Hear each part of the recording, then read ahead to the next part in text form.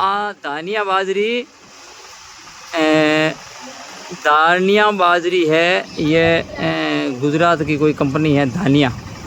और ये आज देवासी भाई बाजरी बियारण लीधो याती आप एने खेत में 5 वीघा में एने आ धानिया बाजरी एनो बोहारण कर्यो तो एने खूब ज पाक मळ्यो एने।